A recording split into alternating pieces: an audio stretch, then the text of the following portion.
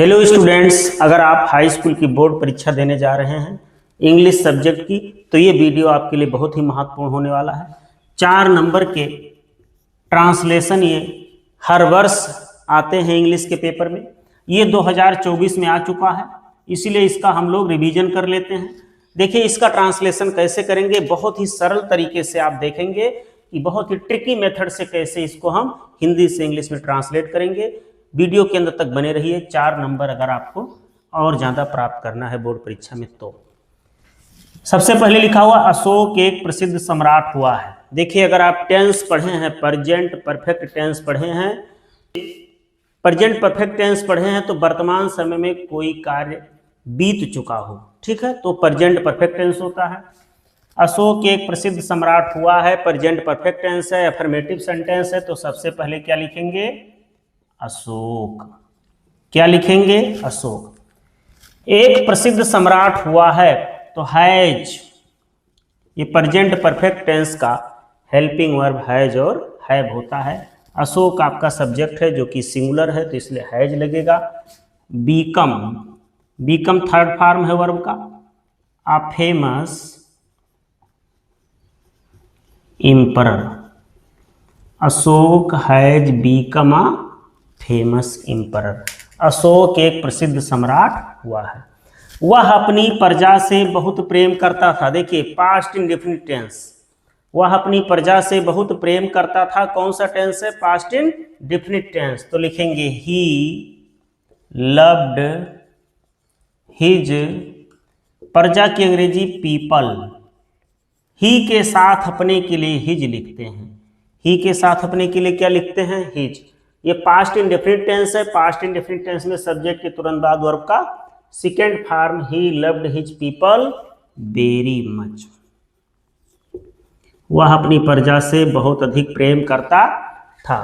कलिंग के युद्ध के बाद वह युद्ध से घृणा करने लगा। घृणा करने लगा, ये भी पास्ट इंडेफिनिट टेंस है। कलिंग के युद्ध के बाद तो लिखेंगे आफ्टर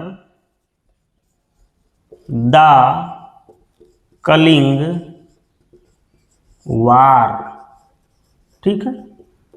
कलिंग के युद्ध के बाद वह युद्ध से घृणा करने लगा, सब्जेक्ट ही है, पास्ट इंडेफिनिट टेंस है। स्टार्टेड, क्या लिखेंगे? Started. To hate, to hate या हेटिंग भी लिख सकते हैं। वार, कलिंग के युद्ध के बाद वह युद्ध से घृणा करने लगा। वह अपनी प्रजा की भलाई के लिए काम करने लगा, ये भी पास्ट इंडेफिनिट टेंस ही है। वह अपनी प्रजा की भलाई के लिए काम करने लगा, तो वह की अंग्रेजी सबसे पहले लिखेंगे ही। क्या लिखेंगे? ही।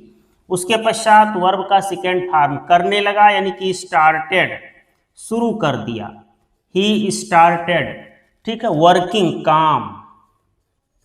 ही स्टार्टेड वर्किंग या टू वर्क भी लग सकते हैं। उसने काम करना शुरू कर दिया। ही स्टार्टेड वर्किंग के लिए, फॉर।